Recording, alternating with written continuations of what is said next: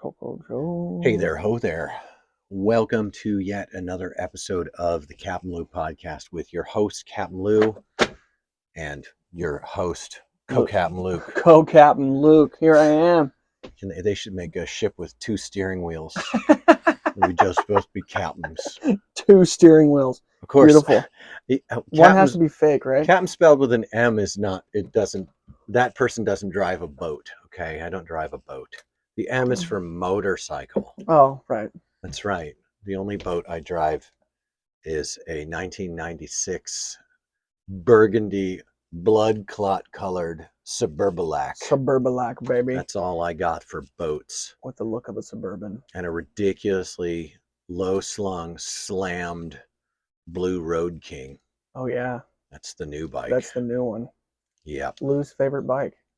It is my favorite bike. Fascinating. It is the bike I've always wanted. Also fascinating. Yes. I'm very fascinated by that fact. I've yet to digest it in a way that makes any sense. That's so strange. Have you seen it in action? No. It's so slammed that when you turn, things scrape.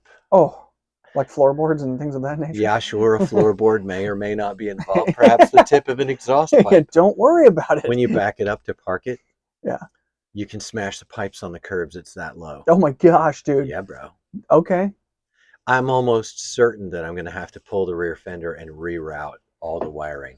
Because it's destroying itself down there. Tonight I'll be looking up underneath there. I've got it on the lift and I'm replacing so much right now.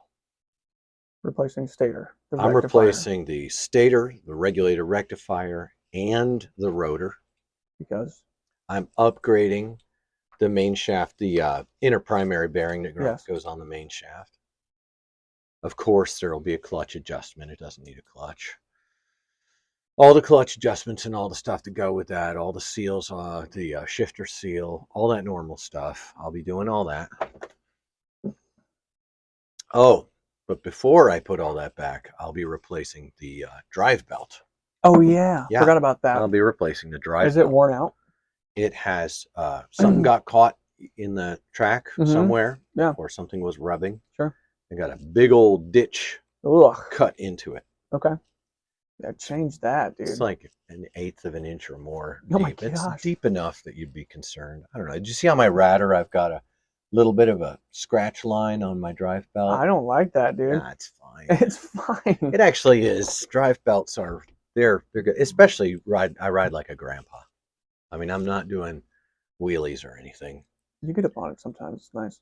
Yeah, but I do that I get into the torque band. Yeah. I get into the power band on the bike. I don't take off from zero like that. Don't tend to. I've never smoked a tire. Good. I've never done that. Yeah, that's gnarly, dude. And I've been riding for over a decade. I started late. Yeah. Well, hold on. It's been 10 years? Well, it's been 10 years since I started riding motorcycles. Since the Suzuki? Yeah. Surely not, dude. Has it really been 10 years? Truth. I was there, dude. Wow. Yeah. Dude, 2015. What the what? Yeah, dude? 2015, I got the Dyna. That's a trip. It's all coming back to me like a flood of memories. It's wild, man. It is wild. It's been a long time. Isn't it kind of weird? I was having this thought. I went out there and looked at the bike with you, and you had it all apart, and I felt like I had, come and hung out with you at the bike shop. I was thinking about when I used to do that, and it felt very similar, and I had this feeling like, oh, isn't it so strange? You spend 8 hours a day doing something, and then sometimes you get a chance to do that same thing, but not at work.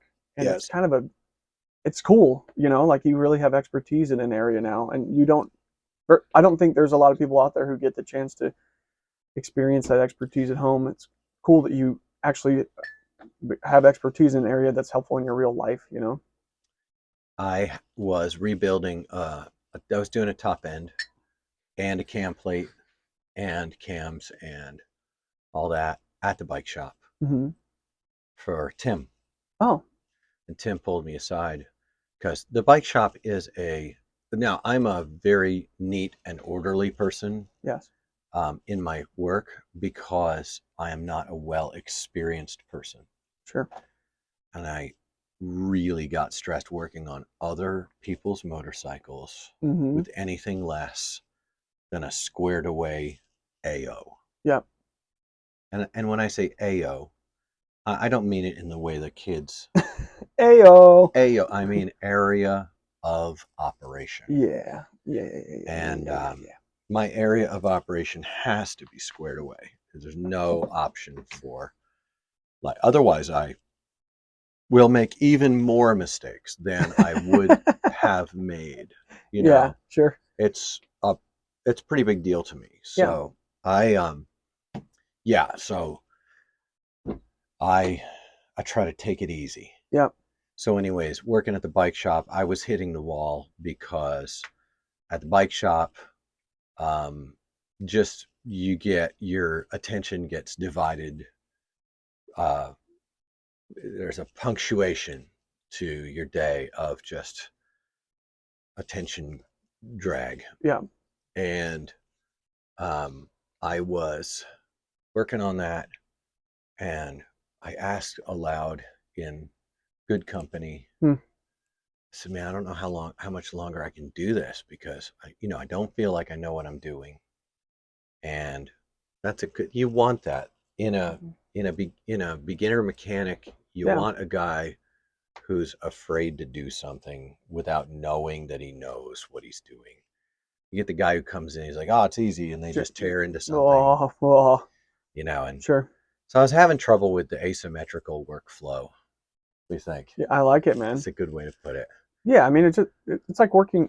Do you think the people that worked with like Steve Jobs were happy all the time? No, they were miserable they were all miserable. the time. They were absolutely miserable. Yeah, and that's where we're really talking about the genius of the bike shop. Yeah, absolutely. The bike shop here in Cincinnati is one of the very last of the independent motorcycle repair places. And the bike shop is putting out work that is not just that it's superior to the dealership. I don't feel like it's really apples and oranges. Yeah, sure. You got a 20-year-old bike, the dealership isn't not going to work on it. I don't even think they're going to put new exhaust pipes on your bike at the dealership. It seems that they turn away all service now on anything 10 years old or older. So it's not like the dealership really can hold, like, they're in two different lanes. In fact, there's so much in two different lanes that they're not competitive. Yeah, it's actually interesting. The local Harley dealership very graciously and kindly, really, really kindly, refers customers to the bike shop all the time. And I am technically still employed at the bike shop. And it is my plan this winter, when roofing cools down, that I will go and I will wrench on Harleys at the bike shop. Yeah. I loved one thing. Brad is the benevolent genius. Yes. At the bike shop. And he took me in, and only having wrenched on my own bikes and a few other projects. Well, no, I had worked at 3 other places. Oh yeah, I forgot. But worked at. That needs to be expanded. Right. I had initially taken a gig at a place called Harley Hardware. Yeah. And that simply did not work. I left after 2 weeks. I consider it to have been a relatively amicable, I said, hey, I'd like to take advantage. I didn't say it this way, but I amicably took advantage of my probationary period to fire myself. This isn't a good fit for me. It wasn't, because I really like my work squared away. Yeah. And was doing very incremental and meticulous work on some very high risk things. Yep. And it didn't fit the way that the boss wanted the work to flow. Yep. I didn't stick around to figure out how he did. Then after that, I bounced around a bit, and I went to work at a shop that was just a grade above a shade tree shop, called Crucifix. Yep. This big, jolly mountain of a man, tough as nails. Yep. Sean. Yeah. Hillbilly Sean Brown. He is a gem. And I worked there, and I had been taking my bike there knowing that it was kind of shade tree, but he had quick turnarounds. Yep. He did relatively rough work on my bikes, and I thought, I'll go work with Sean. Mm-hmm. It was about December when I did that. Yep. And I worked with him from December until April. I thought it was And longer. no, Okay. no, I don't think it was. But I remember it was April because it was COVID. Oh yeah. And they did the lockdowns. Lockdowns. And I bowed out at Crucifix. And then Sean moved. I bowed out of there because there were a lot of reasons, not all of which reflect poorly on anyone involved. Sure. But I could tell I was working more on cars. Oh yeah. I and forgot. and I said shade tree, but I'll give you a little vignette. Mm-hmm. I'm on the ground. Okay. That's fine. Inside or outside? Indoors. Okay. 30 degrees. All right. Got a salamander running with the doors closed. That's carbon monoxide poisoning. Don't worry about And I it. always got sick when we ran the heat, which was a salamander Indoors. kerosene heater. Yeah, right. Yeah. So I'm sick. I'm laying on the ground, and I'm reaching in to some bolts. Mm-hmm. These are A-arm bolts on a Ford Expedition. Okay. Sean is with me. Now, Sean weighed nigh 400 pounds. He's a big he old was dude. 6'5" or higher. A mountain of a man. He was a mountain. Yeah. Always wore overalls, just like Yeah. he would. Yeah. Tennessee to the heart. Yeah.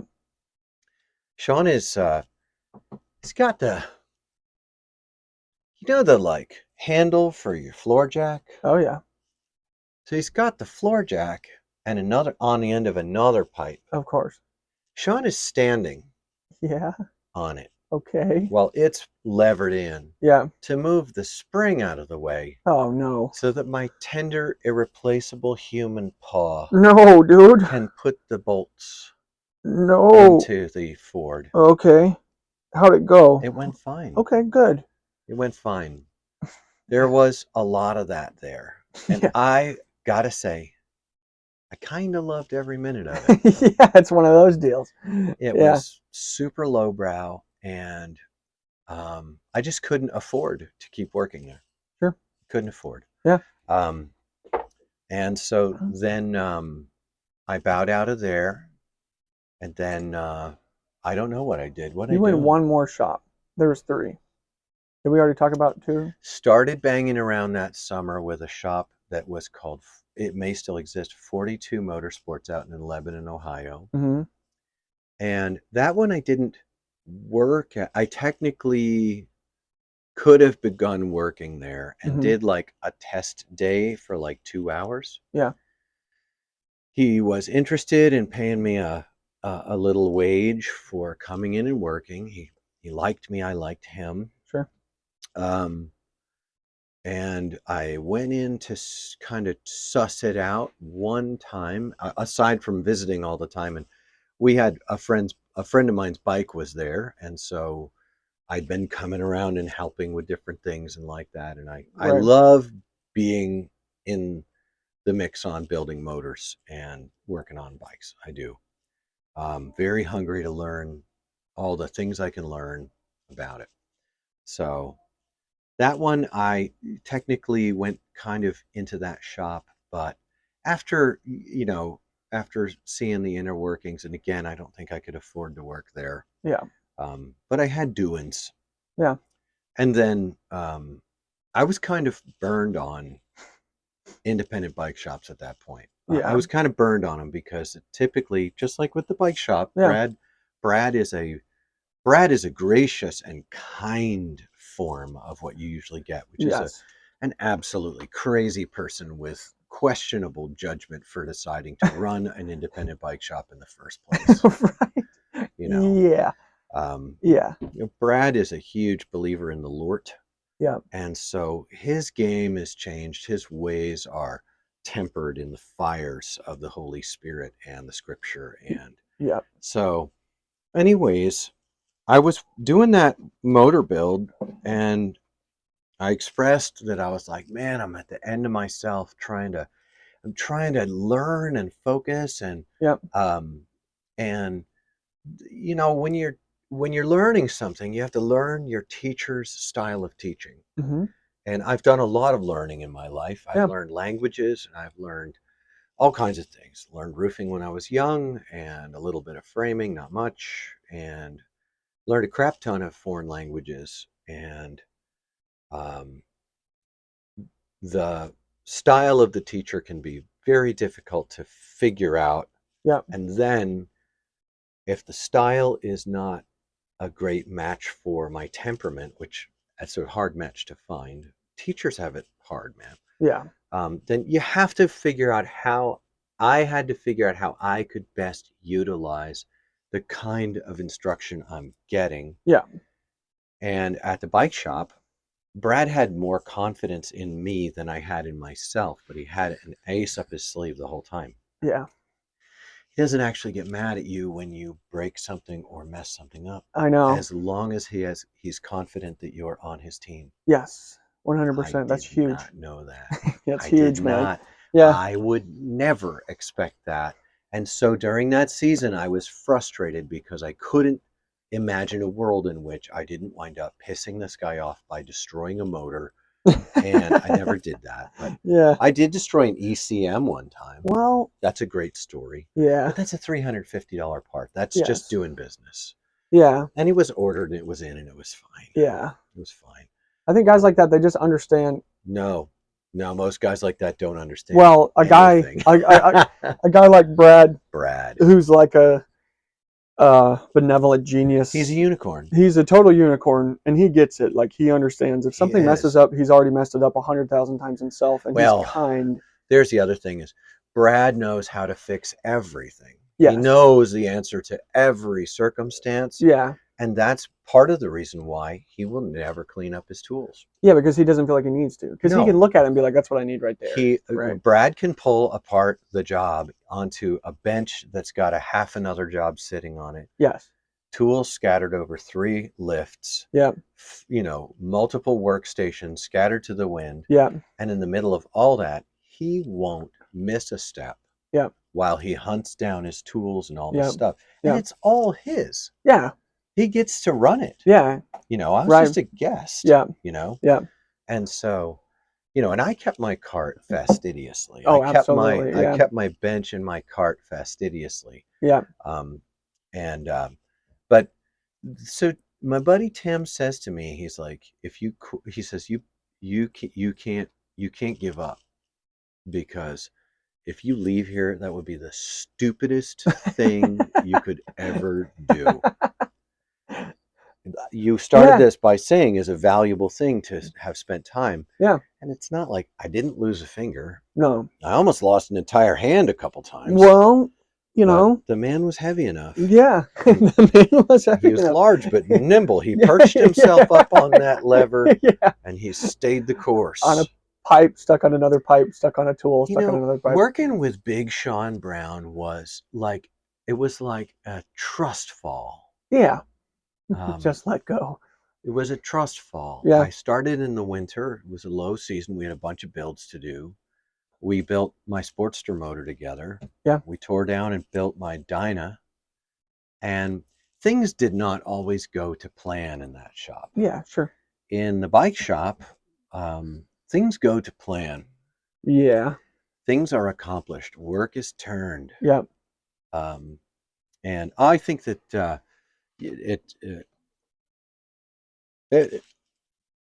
it's really a blessing. I don't often feel very confident until I'm in the work and I'm like, oh yeah, I can do this. No, it's not this. It's like, oh, I remember this. I can pull the entire primary side off of a bike and take out the transmission without any help. Yeah. I've always done it under supervision, but this is, no, I can do that. And I can take apart a transmission and put a rebuild kit into it. Yeah. As long as, and this never existed at the bike shop, but that's not a criticism. Yeah. Because Brad can do it by mind and memory. Yes. Except that now and then a piece would go in backwards into a transmission, well, but he figured it out. Yeah. He figured it out. Yeah. And he would know exactly. Before it was done. Right. Oh, I flipped this around. Right. Before it was done, he would know that something was in the wrong spot. Somehow. Yeah. I actually, that is the same thing as it not being done wrong, because he caught everything. Yes, And 100%. He was able to catch everything we did. I'm really humbled and happy to be friends with Brad and the bike shop, Me and too. happy to be. Brad declared me a mechanic. Dang. He did the Yeah, thing, right. Yeah, you know, like the kneel. sign of the cross, and Right. he said, "You are a mechanic." He might have actually done that. He might have knighted me. I don't know. With like a 1/2-inch snap-on wrench. Yeah, it was some time before I left. He, you know, because when I went there, I was happy enough just to do grunt work in Yeah. order to be exposed to the craft of motorcycle repair. And he put me on only Harleys. Yeah, I was very I kind worked of on a couple of Kawasaki Vulcans here and there. I was more than happy to pick up on some import work for him. For sure. But he put me on Harleys because he said his goal was to give me the experience with Harleys, make a Harley mechanic out of me. Yeah. And I am so grateful. But I'll be back. Yeah. You know, when I get time in the wintertime, I'm gonna take some time and go there and run some tickets. I'm very happy about that. Yeah, that was it was interesting because that was when I didn't have a baby. So Right. a couple days a week after work, I would come and bang around with you and hang out with Brad and the And boys. it was lovely. He loves you. Yeah, dude, I love Brad. Brad is an absolute gem. He has my respect and my care and my affection. We really love you, Brad Need, at the bike shop. Absolutely. We love you very much.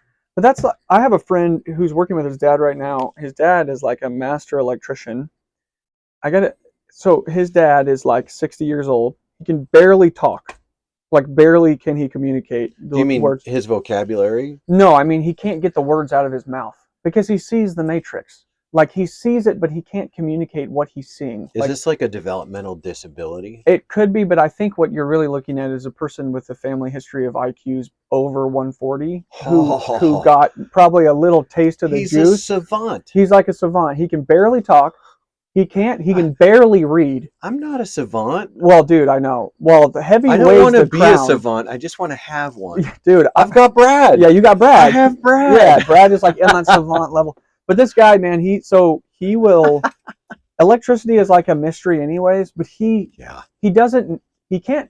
describe to you the way that it works, but he knows the way that it works, and he'll wire in stuff in such a crazy manner. But he can't organize the workflow. He can't organize his tools, and his son is working with him. Yeah, and he's like, Dad, we could like do work orders, and we could get the van organized, and he just can't. That's a bridge too far. That's not the way that works. I feel like people. So that's my lane. Yeah, my lane is to organize workflow, Me too. to establish standard operating procedure, to codify and organize business flow, and make sure that the work we do turns the profit that it can turn.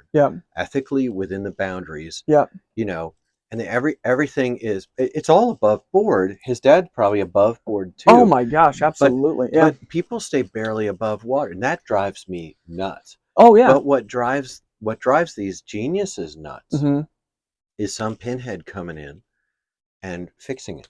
Oh, he can't stand it. Well, it makes it impossible for them to do what they do. Yeah, because he just doesn't work that way. It impedes them, and it's like it's a really tough.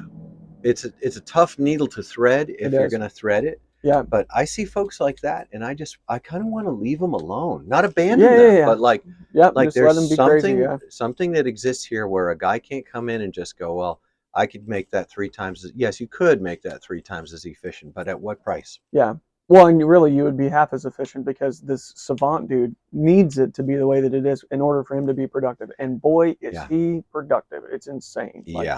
It's like this last remnant of this like 1940 style craftsman. 1940 style craftsman. You know what I mean? Like full on, like, I know this trade. I can't describe to you what it is. All I can do is scream at you about the fact you brought me the wrong tool. I can't tell you which tool I need. I just need you to continue bringing them to me until you have the right one. I'll never tell you that you did a good job, but I might give you a firm handshake one day. You know what I mean? Like, and being able to read that, it's very, especially fathers and sons, very, very prickly. I have pretty good relationships with my sons, but I'm not a savant.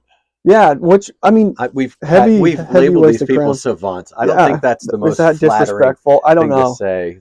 I really do think like some people have a thing that a lot of other people don't have, but heavy weighs that crown, because heavy is the crown. Heavy is the crown, my dude. Like, dude, I mean, I'm telling you, my friend's dad. Oh, I'm gonna say that to dude, Brad. Heavy weighs the crown. It is. My friend's dad. He works at these huge distribution Is that from centers. Hamlet? I don't know. I'm looking at. He works at these huge distribution centers, and they brought in these freezers from like Sweden or something, and nobody knew how they worked or how to work on them. And his dad went in there with like no plans, no nothing, and just looked at them and was like, "Oh yeah, I can do this." But he can't explain how he's doing it. He just knows what it is. And my friend will be like, "Dad, how, what's the difference between voltage and amperage?" And he'll be like, "Well, in 1862, when Nikola Tesla was born," like, you know what I mean? Like, you just can't amazing, get any, dude. it's amazing. Like, it's a beautiful thing. It really is beautiful. Uneasy lies the head that wears the crown. Yeah, it's from Henry IV, Part 2. Oh, beautiful. I don't know.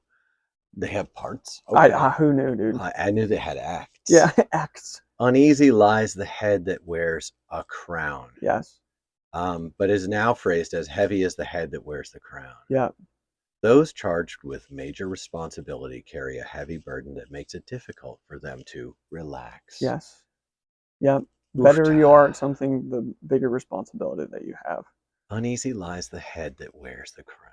Yeah. And if you can see those people inside of that perspective, it really frees a person up to just let them do their thing and just kind of be alongside them and try to glean as much information as you can, It's tough, because sometimes that's as far as the thing shoots. That's it, man. The bike shop is a genius zone. It is. Yeah.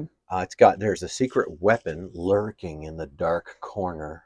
Brad's kindness. No, that secret weapon, that monster on a very thin chain, is Tim.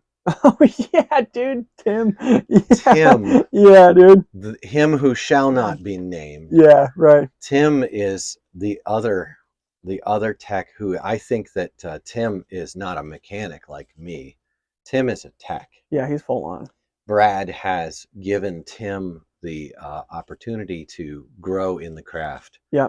And Tim is a very good Harley Davidson tech. Yeah. And Tim occupies, I think, a quarter. Oh yeah. Of the entire shop. Yeah. And rightly so. Oh yeah. He's awesome. For me, it's a bench, a lift, and a cart. Yeah. Tim has a full corner. Yeah. And Tim is to be left alone. Yeah. He is not a savant. He is a methodical, introverted, just grinder of work. Yeah. And Tim can be left. He can be left the heck alone. Yes, right. And just grind through work. Yeah. And that's the way he likes it. And Tim is. You're in my area. You're in my area. He is. Warning. He's the one who gave me a sticker that I proudly. Tim is an absolute gem. Get to know the bike shop. If you're a Cincinnati area tri-state motorcyclist and you're looking for service, it's not a custom build shop. It's a service shop. Get to know the bike shop. They're moving to Morgan Road in Cleves, just 18 minutes from my house. Yeah. And they're moving from Carr Street and Queensgate downtown to Cleves, which is on the motorcycle route. Holy cow, 50 bikes an hour past that place during the season. So they're going to be slammed. They really are. And May the 4th is their open house. What? Yep, next year, May the 4th. Hold on. Is it like finalized? They're doing this? I thought it was still in question. Oh, he's already moving stuff over. What? Yeah. So sick. So happy for him. Very, very happy. Props to the bike shop. Yeah. Dedication of the episode. Yes. And they'll have Lou scurrying around on off hours. I've been very, very happy and very busy with the roofing company. But the whole thing is very, very dear to my heart. In fact, I'm about to hoe out my personal area, and I'm going to deconstruct my area, simplify, spacify, and re-engage. Putting in a mini split with a couple of circuits of electricity going out there. I'm very happy to talk to Jimmy about that. Okay, good. I'll need Jimmy to help me. Yeah. So, anyways, precious skills. I'm very grateful. Hard won through getting into the world of men. Yeah, and it's making funny. it happen. It's funny you said that you're not a savant. We got to figure out a better term. But well, do you know where that term comes from? I do. Do you know the full term? I don't know the full term. The full term is from French. Okay. Yeah, of course you know that. And it Disgusted. is idiot savant. What does that mean? Idiot is the French word idiot. Okay. Oh, idiot. And savant means knowing, knowledgeable. Ah, yeah, sure, right. Like the all-knowing idiot. Yes, the knowing idiot. Yeah. And they don't use idiot savant anymore. It used to be called an idiot savant, and that's because this kind of knowing, savant comes from savoir, which means to know, informationally. Yeah. Okay. Right. Not to be confused with connaître. Connaître is to know personally, relationally. Sure. So the idiot savant is a person who they know like amazing things, but they're often handicapped. Yes. And like incapable, incapable. Yeah. They are incompetent in other spheres. Yeah, sure. But I'm like, dude, at some point the human brain has to be a zero-sum game. Yeah. This idea that we only use some percentage of our brain, yeah, tough luck. That is, it is what it is. It is what it is. As much as you're getting is as much as you're getting. Right. It's all downhill from here. It only shoots that far. That's as far as it shoots, my guys. Well, it's funny because I'm thinking about, I could go alpha brain and nootropics. Yeah, well, I could take all those things and stuff, and I don't know. I've known you for more than 10 years now, and I've worked with you for many, many, many, many hours at a time. You have. And when I was helping you in the workshop, or even when I was with you doing other things, the way that you looked at things and the way that you approached problems and things were very interesting to me, because you looked at them in a different way than a lot of other people did. So I think I only can look at things the way I can look at them. I know, it's a fascinating deal. You did all of your placement of the template on a skateboard by eye. You had some tools that you used, but you'll center them up by eye, things of that nature. And not a lot of people have that. And I'm not saying that you're a savant. I'm just saying it's interesting when you begin to really meet people who are interesting. I love people like Brad, like my friend's dad, like you, who have these very interesting skill sets that I don't necessarily have, and the way that they look at the world is fascinating to me. I think a lot of those people people don't pay a lot of attention to them, and I think it's dumb. No, they disappear between the cracks. Yeah, as they do amazing things. Not shiny. I was thinking the other day, I'm like, all right, I'm 50. Well past what they would call a prime. Prime. I spent my prime paying attention to things that matter past my prime. Yes. I really did. Yeah. When it was time to become a sponsored skateboarder and get really good, I looked past it and saw nothing of deep intrinsic meaning there. And instead, I sought after God and I started a family. Yeah.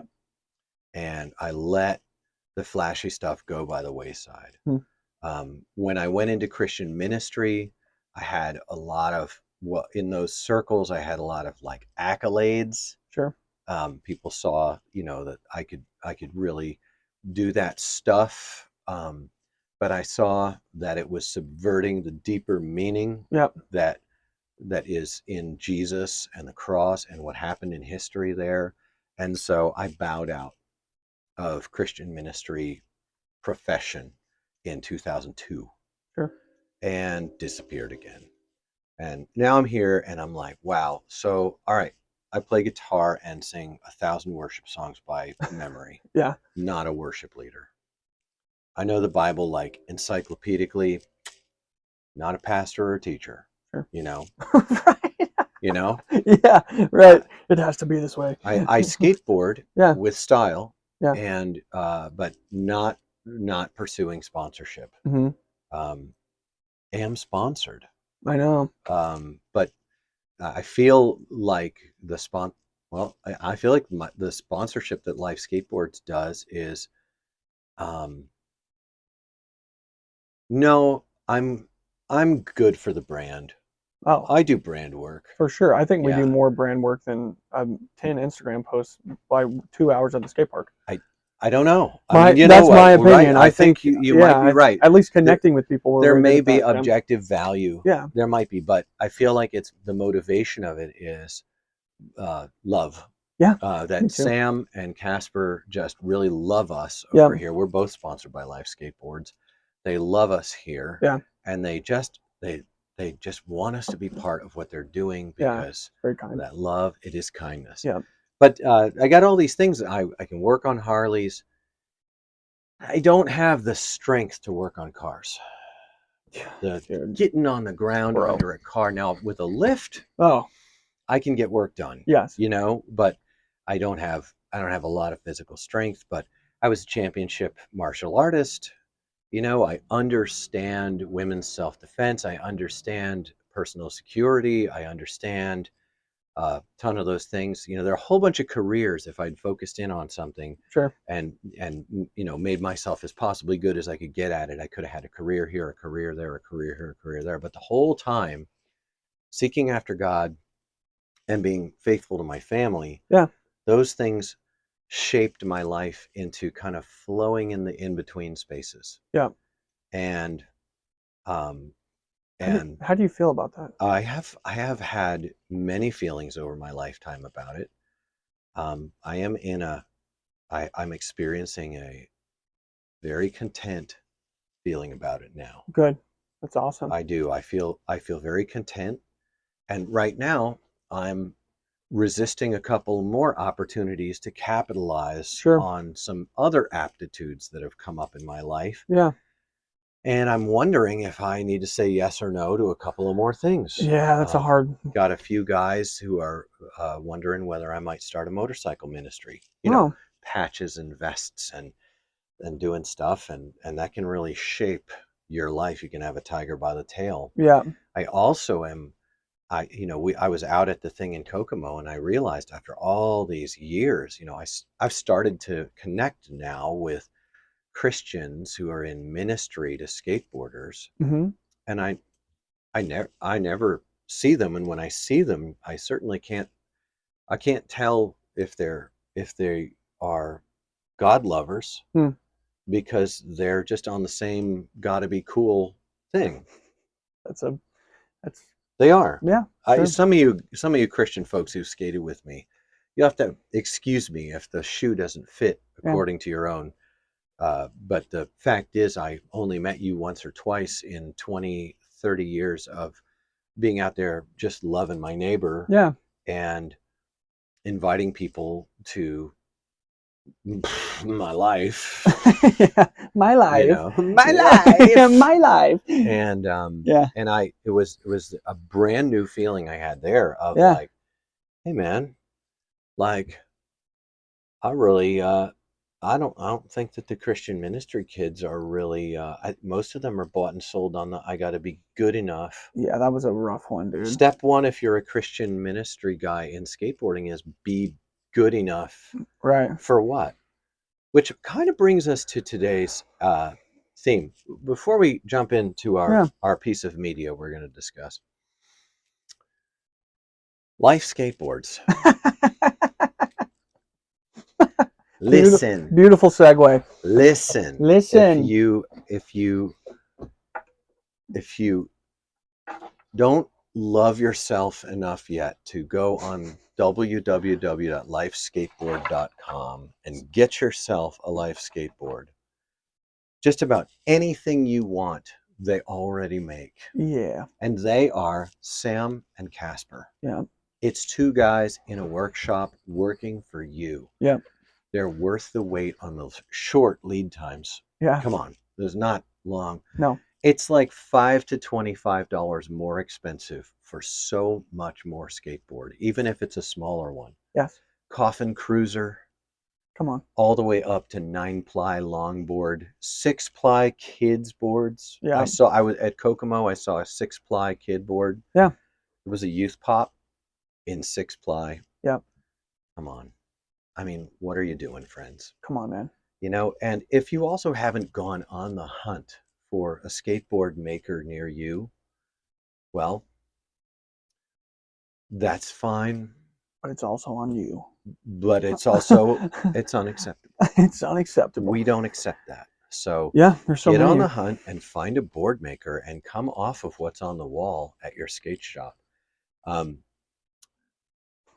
and large, those guys aren't your friends. They might be friendly, which would be, well, that'd be great. Yeah, it'd be great. Sometimes they're friendly, and that's good. And you could become their friends. But over the counter, most of their mission is to buy price A, sell price B. At Life Skateboards, their mission exists and continues after your purchase. You purchase a Life skateboard, you get on it. If anything were to go wrong with it and you hit them up, you're talking to the people who made it. Yeah. Their very hearts go into the making of your deck, from the selection of the veneer to the rolling of the glue to the time in the press, all the way to final finish, hand applied lino cut graphics. Some of you guys out there are graphic fiends. I just picked up a Life skateboard that has the new Praying Hands logo on it. Oh, did you get one? I did. Dude, I want one so bad. I got it. I don't want to skate it. I'm going to put rails on it and I'm going to skate it. Okay. But it has the Praying Hands on it. Yeah. And in Sam's case, two of them are very short. It's like this. Yes. Two of them are very short because Sam just cut off, what, 2 months ago? 3? I guess so, maybe 3. 2 or 3 months ago, Sam cut off 2 of his fingers. Listen, high speed, low drag, baby. Well, he was making a Zelda shield for his youngest, which is insane. Yeah. And he had a table saw mishap. Yep. And these things happen. And he also did cut his index finger. So he has a full pinky, full index, and full thumb, which is very rock and roll. It's very rock and roll. All right. But he did run the saw into his index finger, but that thing is strong now. Good. He is getting lots more movement on I think that his index finger is going to make a very full recovery. Yeah. And I have a suspicion. I was watching him packing boxes and handling stuff, and he's just moving at normal speed. Yep. I have a suspicion that Sam Cook of Life Skateboards is on his way to a full recovery. 100%. Feels good. Yes. Well, Luke, let's do a piece of media. All right. We have a Tik-Tok. Tik-Tok. That was sent to me. Did Finky send it to me? Yes. Yeah, Finky sent it to me. It's going to be loud. No, good. I had it stopped. So, my son, Seth, is a smart guy. What is this? There it is. I found it. And in this Tik-Tok, we have none other than the illustrious John Hill. Jonathan Hill. John Hill does it again. Yeah, I know. Listen, I am not going to pretend anyone will forget my nasty scorn toward the YouTubers. And some of my simmering resentment remains toward the YouTube class. If you're a YouTuber, I'm watching you. And I mean that as a compliment. You're happy I'm watching you. That's all you wanted. Right. I'm watching you. If you're putting your kids in your YouTubes and it's just you're jumping the shark and using your kid for money, I'm against you. That's just a fact. And I will not speak words that reflect well on you. But John Hill, back in the day when John was younger, he's been doing this YouTube thing for over a decade. He was like one of the OG YouTube guys. He was second string to Braille, Revive. Then John Hill started up his work in YouTube after Birdhouse. Okay. John Hill turned down being pro for Birdhouse. It's just not a fit for his temperament. You can tell. Yeah. This is not a guy who wants to be a pro skater in that industry. And he's so smart. I know. For seeing that. Yeah, and just saying nope. He did. He just noped out. Yeah. He gave it the holy nope. The holy nope. So good for him. Here's John Hill over the years has demonstrated in several of his videos very sharp insights. Yeah. Solid. Yeah.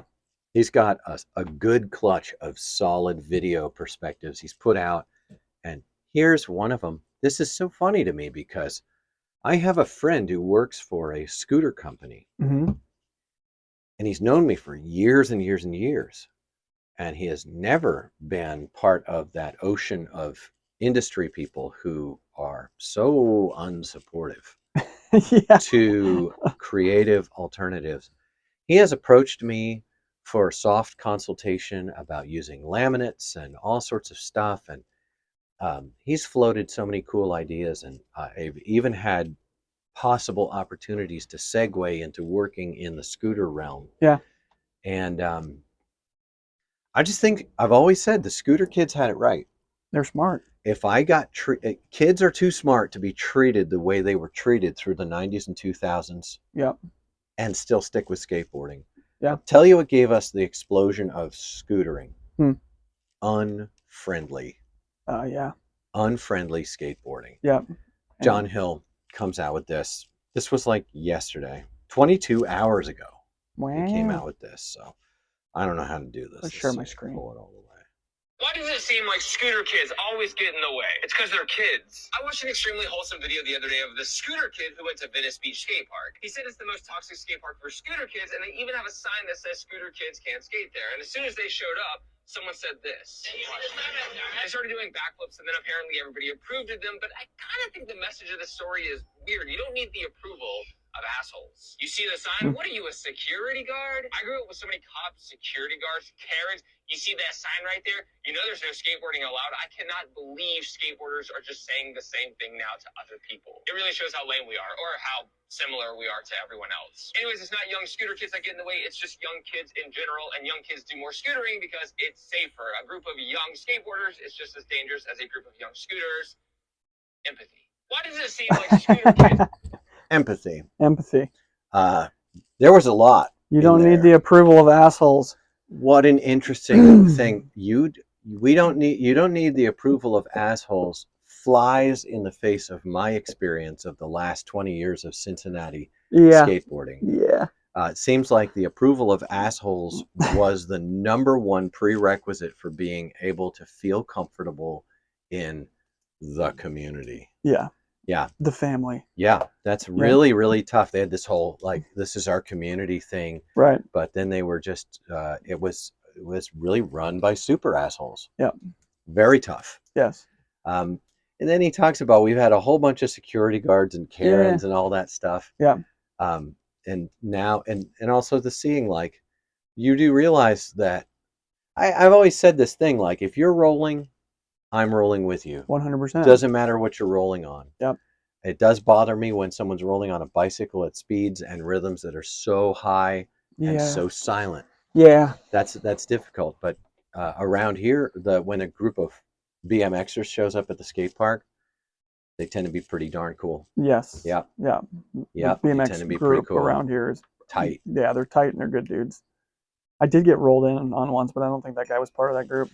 I've seen on purpose roll-ins. Yeah. Oh, I've seen them up close. Dude, that's a terrifying. Had a young man choose to roll in on me and smash into me. Yeah. Yep. Dude, Boy, so savage. I got served up on that one. Oh yeah. So did he. Yeah, poor dude. He got rocked. He almost got beat to death with his own bike. Yeah. Well, you'll have that, dude. I wake up, I'm coming to. Someone's picking me up underneath my hands, and I see my son Aaron. I think he was picking me up under my shoulders. He had me on his hip. Yeah. And he was one arm throwing an entire BMX bike. Yeah, just like a wave. Out of the park. Yeah, right. Super hulking. Yeah, just one-handed. He's so strong. He is, dude. My He's a son hoss. Aaron is so strong. Yeah. Absolute hoss. That's so funny, dude. He weighs like 250 pounds, and he just did a mountain bike race. Yeah, he's gnarly, dude. And he's a good mountain biker. Like, he went out to Snowshoe, West Virginia. Yeah. Mountain biking. I know, dude. He's a cool dude. And he was holding his own with, like, dudes who were, and they're so friendly. I know. He told me, he's like, Dad, he's like, you need to give up on skateboarding entirely. The mountain biking community is so cool. These people are so chill and so kind. Yeah. Like, you can just leave your bike there. It's like, and I was like, I don't trust hippies. Yeah, I don't trust them. So, no, they're all like, and it's a little high dollar for me too. Yeah, I don't have that kind of feeling. I put it into Harley parts instead. Yes, 100%. it is strange that there are some sports like that are super nice. Snowboarding is just like skateboarding. So is biking or motorcycle riding, in my opinion. All I very like the similar. motorcycle riding. I know. I like the people I meet in motorcycling. Yeah. I meet a lot of very, very bad racists. Yeah. They're terrible at it. They're terrible at being a racist. They're super Americana. Yeah. This is one of the things that's grounded me in the political polarization of our day, is that I'm constantly hobnobbing with people who are super Americana. Yep. And they're like, good people. Yeah. I watch them right in front of me. Yeah. Being not and also anti-racist. I know. And yes, there are bad apples out there, and not a few. Yeah. But nope, mostly good. Seriously. It's wild, man. Put down the social media, get out on the highways, and you will meet a whole bunch of people who they want to help you. Yeah. And not just me. They don't just want to help me. They want to help everyone. Yeah. I've seen it happen. I've seen it. Yeah. Now, back to John Hill, eh? Yes. What are your thoughts, Luke? Well, I think he's right. I mean, it's like, dude, since it was 23 years since 2000, Mm-hmm. like, he's just saying what I think you and I have both been saying, and you longer than I have been saying for a long time, which is that, hey, if you don't like scooters, then don't be mean to people, because that's what they're going to go do, because it's fun. I agree with him. I think you don't need the approval of assholes, and scootering to some extent is more punk rock than skate is right now. If you want to be hated, if you want to be countercultural, then ride a scooter at a skate park. Be a Republican scooter kid. be a red-pilled scooter kid. Be a Republican scooter kid. Be a scooter kid, but wear a Trump 2024. Oh my gosh! Could you Talk imagine, dude? about transgressive, I provocative. know, that would be so funny. Honestly, dude. My son Seth would do it. That would be amazing, dude. There's a thought I was having. The scooter kids are experiencing from skaters what I experienced as an 80s skater. Yeah, yeah. Except whereas it was the wrestling team and the football team, the coaches, the teachers, the principals, just during the 80s that were pushing on me, picking on me. It was the parents, not my parents were very temperate in their interactions with me when I went complete teenage rebellion. To their credit, they backed away from the flames. Yeah. Thanks, Mom and Dad. Yeah. I love you today. Yeah. But it was such an act of complete departure from the norm to be a skateboarder when I was a kid. Mm-hmm. That we were much more tight knit as a family with very few requirements. Yeah. We didn't have like skill test requirements. If you weren't very good at skateboarding, you still were full in because it was such a departure from the norm. Yeah. Now with Monster Energy drink, I'm not joking. Yeah, no, it's now true. Skateboarding is so mainstream. There's nothing punk rock. There's nothing self-distinguishing about getting into skateboarding, and that's not a bad thing. No, it's not a bad thing. It's a neutral thing. Yeah. But cultural enforcement, the pack of assholes who tried to keep skateboarding small and keep it tight, they were backward. They missed the plot. They lost the plot. 100%. I know what it is. It's like I've got to put skateboarding on notice. I'm bold and direct. It's hard. It's not easy. Some would say it's easier for you than me. Maybe. Respect. But still, it's on me when there's a toddler in the skate park. Oh. To go over to the moms over there and say, which one of you cares if that child lives or dies today? Yeah, straight up. Yeah. I'm the guy. Yeah. I do it. Absolutely. Yeah. And I've been there when the mom feels like that child should be in total access, maelstrom. right? Absolutely. And I pull the skaters together and I say, everybody, we got a shark in the waters. Yeah. So don't hit that little kid. Today, our goal is to enjoy ourselves without hitting. That means broken lines. Yeah. Yeah. That means hypervigilance. Yeah. That means small arts and small spots. I'll tell the whole park. Yeah. Oh, absolutely. Absolutely. I'm with you 100%. I'll pep talk a fool. Yeah.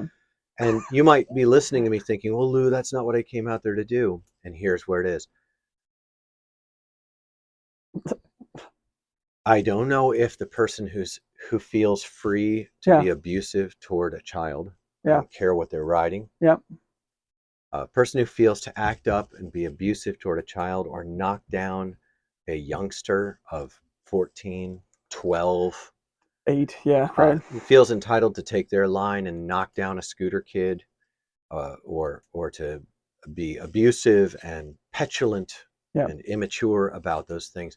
But that is clear indication that that person, that skateboarder, carries in them a sense of entitlement to the facility. Yeah.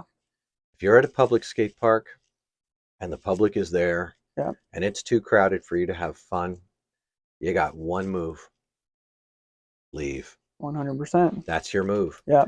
If you are creative and patient enough to figure out a way to have fun, then you can stay or you can leave. Yeah.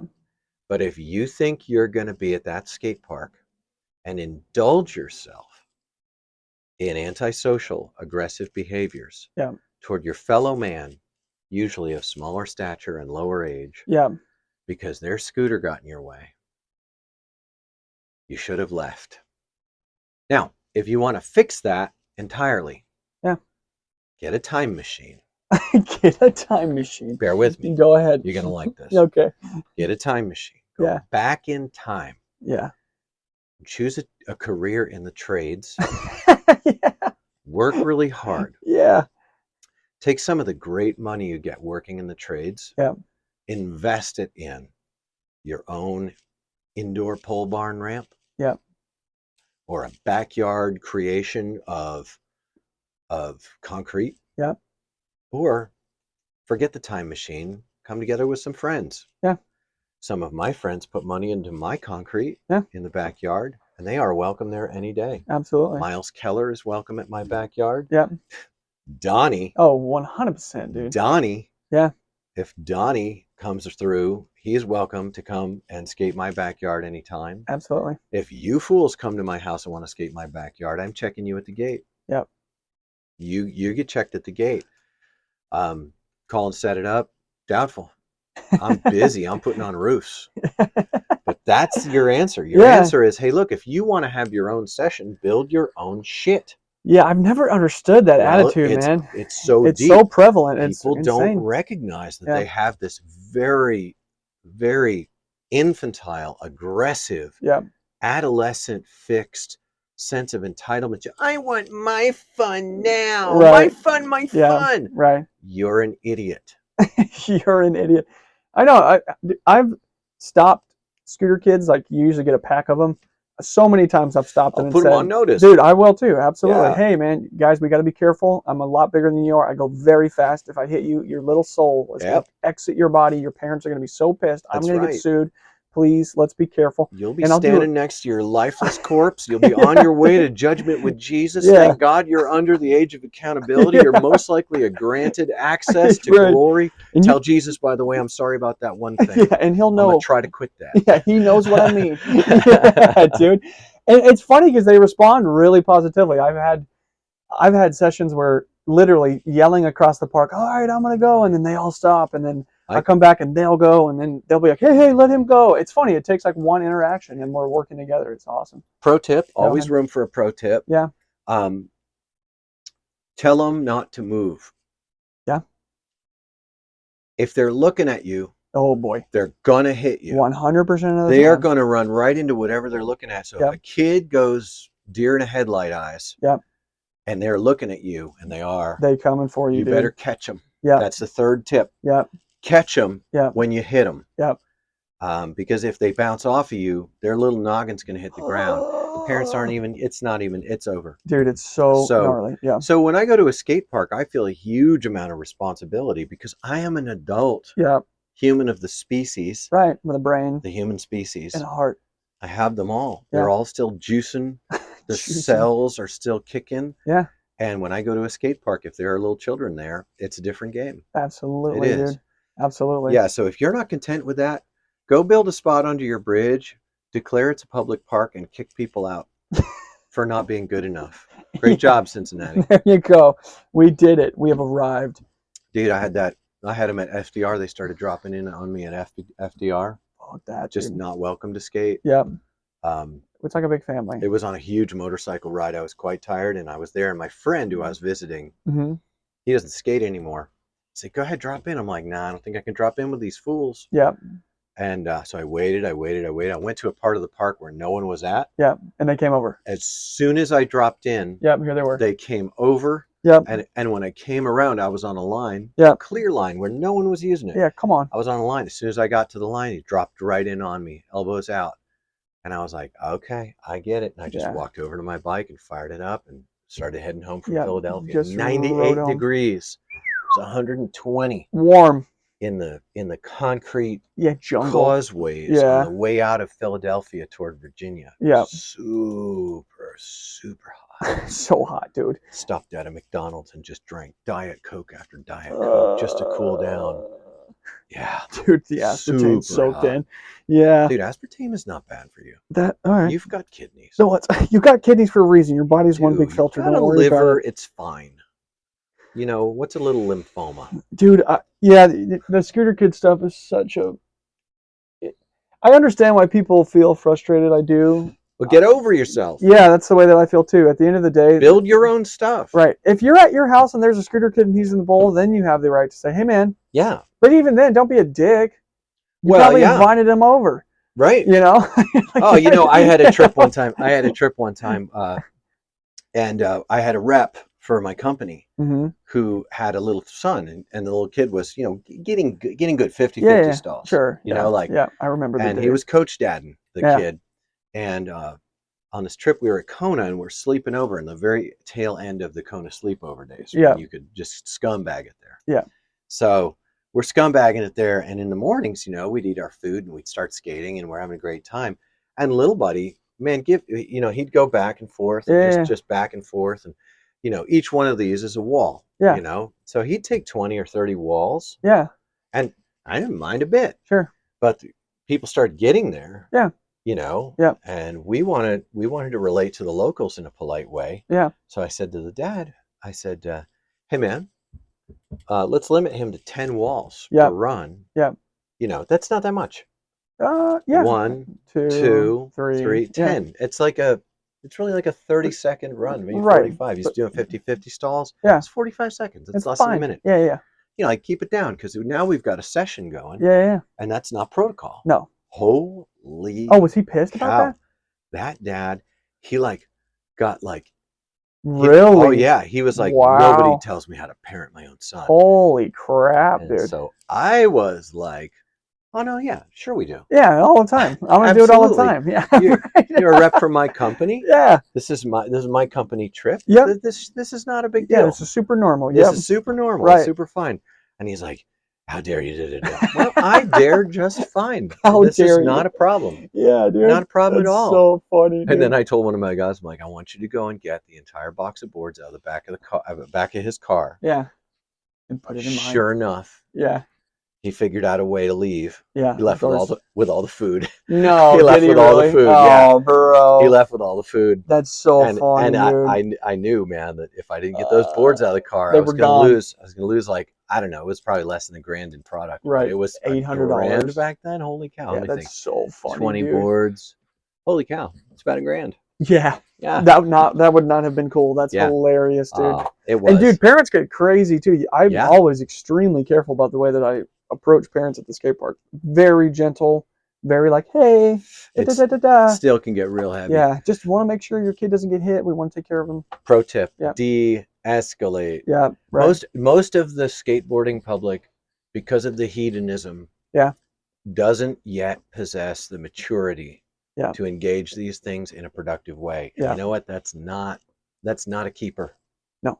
You might be an older skateboarder and you might be used to having it your way, dude. But that's not what public skate parks are even about. And I thought that in some circles that the learner was more important than the person who'd already gotten to do it. Yeah. I obviously am all wrong about that. You're That's so obviously, dumb. yeah. Yeah, that's so dumb. Oofta, man.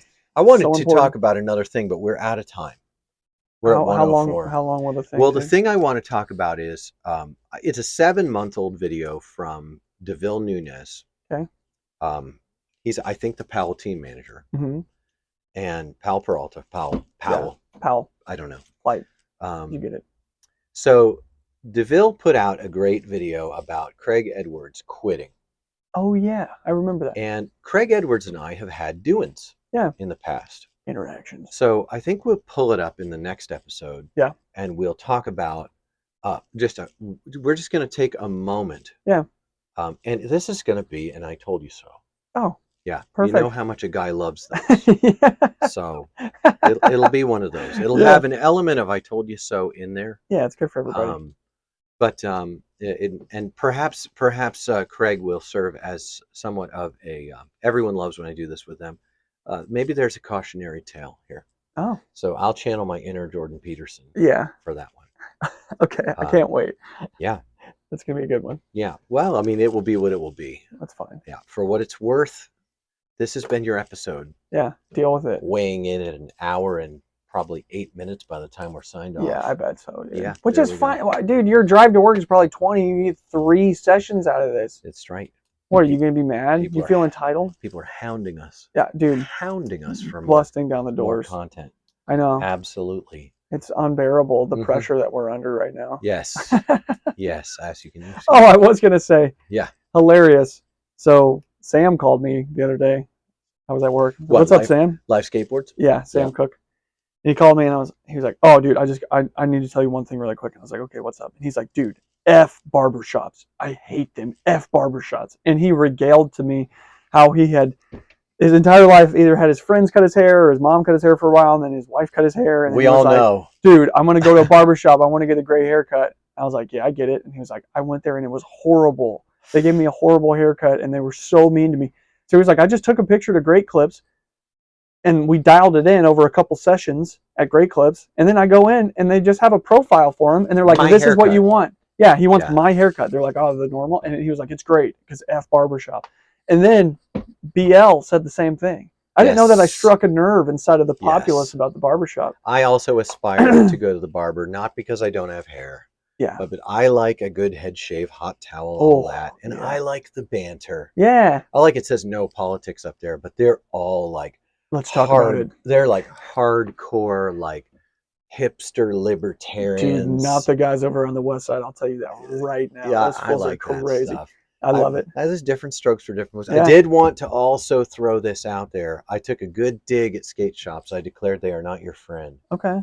Well, that was mean. You bastard. I'm almost certain that if some skate shop owner out there is listening, they're going to think, this guy, you know what? We've all heard it. It's fine. But Craft Skate Shop in Blue Ash? was nice to me. Is that the one in Blue Ash? Yeah. It's in Blue sick. Ash. I'd It's love a to neighborhood of Cincinnati. Yeah. A little upscale. Yeah, it's fine. Near a bagel place. It's really good. Yeah. You get locks, the whole thing. Hilarious. Yeah. Get the love locks on there.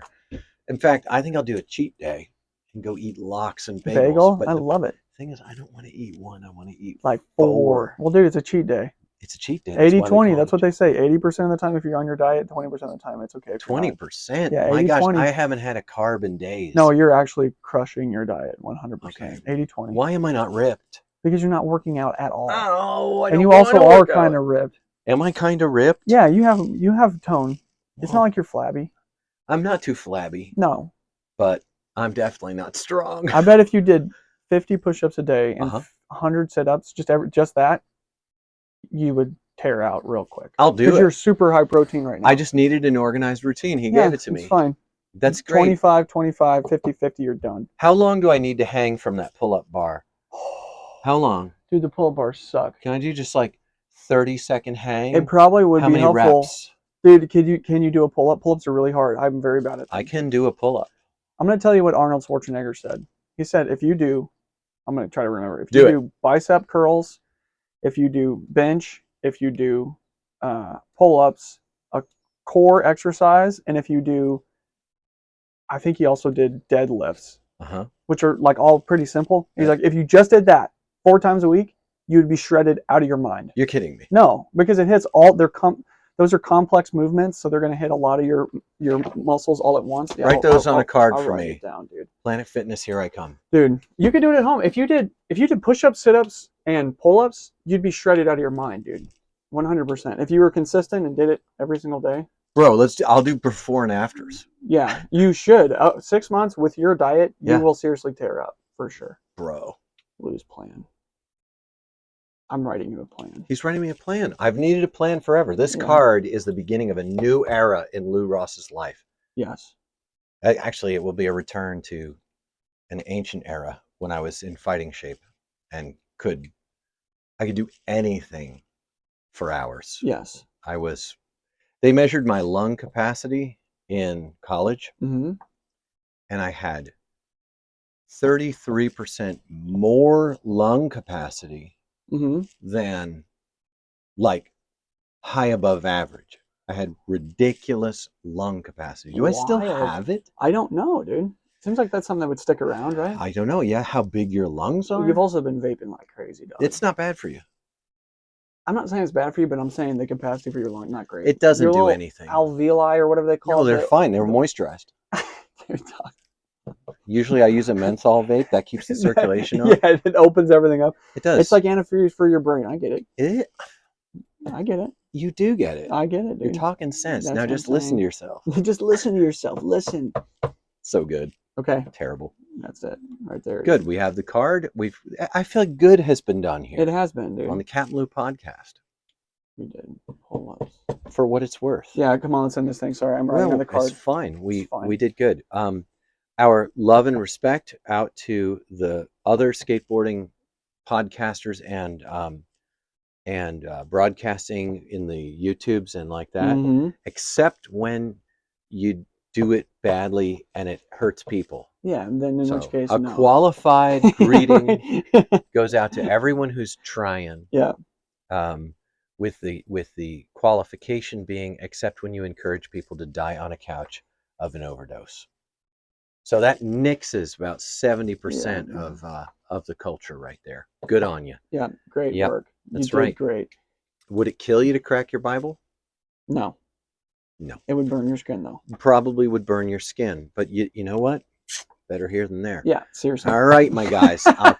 We're going to catch you on the flip side. The CapmLew podcast. If you listened this far, that's on you. 100%. Laters.